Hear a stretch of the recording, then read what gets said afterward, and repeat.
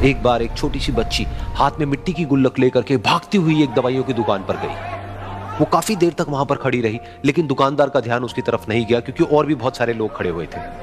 उसने दुकानदार को कई बार बुलाया, लेकिन वहां पर भीड़ इतनी थी कि दुकानदार का ध्यान उसकी तरफ गया ही नहीं। और फिर उस बच्ची को थोड़ा सा गुस्सा आया तो उसने अपनी मिट्टी की गुल्लक लेकर के वहीं काउंटर पर जोर से रख दी, जिसके बाद में जो दुकानदार था और जितने भी लोग खड़े थे वो सब उस बच्ची की तरफ देखने लग गए। और फिर उस दुकानदार ने उस बच्ची से पूछा, बेटे आपको क्या चाहिए? तो वो बड़े ही भोलेपन से बोली कि मुझे एक चमत्कार चाहिए। ये सुनकर के दुकानदार को कुछ समझ नहीं आया, ना ही वहां पर जो लोग थे उनको कुछ समझ में आया, और सब उसकी तरफ देखने लग गए। फिर दुकानदार ने बोला, बेटे चमत्कार तो यहाँ पर नहीं मिलता है। तो बच्ची को लगा कि वो उससे झूठ बोल रहा है, तो बच्ची ने कहा कि मेरी गुल्लक में बहुत पैसे हैं, आप बताओ आपको कितने पैसे चाहिए, लेकिन मैं आज यहां से चमत्कार लेकर के ही जाऊंगी। तो वहीं काउंटर पे एक और आदमी खड़ा था, उसने उस बच्ची से पूछा कि बेटे क्यों चाहिए तुमको चमत्कार?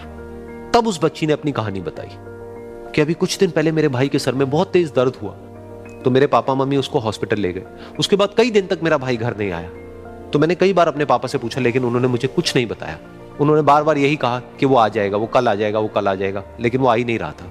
तो मैंने देखा कि मम्मी रो रही है, और पापा मम्मी को कह रहे थे कि उसकी दवाइयों के लिए और उसके इलाज के लिए जितने पैसे चाहिए उतने मेरे पास में नहीं है, अब उसको कोई चमत्कार ही बचा सकता है।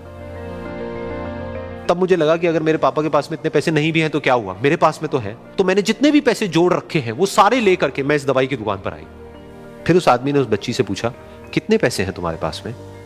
ये सुनते ही उस बच्ची ने अपनी गुल्लक उठाई, जमीन पर फेंकी और तोड़ दी, और पैसे गिनने लग गई। बाकी सब लोग खड़े होकर के उसको देख रहे थे। थोड़ी देर बाद उसने सारे पैसे अपने हाथ में इकट्ठे किए और बोली, मेरे पास में पूरे 19 रुपए हैं। वो जो आदमी वहां पर खड़ा था वो थोड़ा सा मुस्कुराया और बोला कि अरे तुम्हारे पास में तो पूरे पैसे हैं, इतने का ही तो आता है चमत्कार। ये सुनकर के वो बच्ची बहुत खुश हो गई और बोली कि चलो मैं आपको अपने पापा से मिलवाती हूं।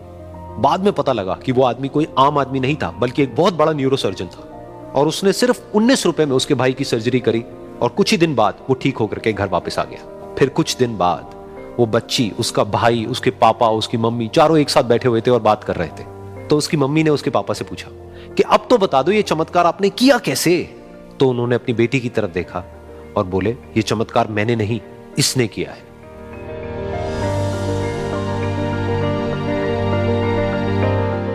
तो यहां पर एक बहुत बड़ी बात है जो हम उस छोटी सी बच्ची से सीख सकते हैं कि जिंदगी में कभी कभी ऐसा होता है कि हमको कोई रास्ता नजर नहीं आ रहा होता है और हम लोग हिम्मत हार जाते हैं। तब हमारे अंदर एक बच्चा होता है जो कोशिश करने से कभी भी पीछे नहीं हटता है। वो हार मानने को तैयार नहीं होता है क्योंकि उसको ना शब्द समझ नहीं आता है। वो बच्चा जिसके लिए कुछ भी नामुमकिन नहीं है, क्योंकि वो हर हाल में कोशिश करता ही रहता है।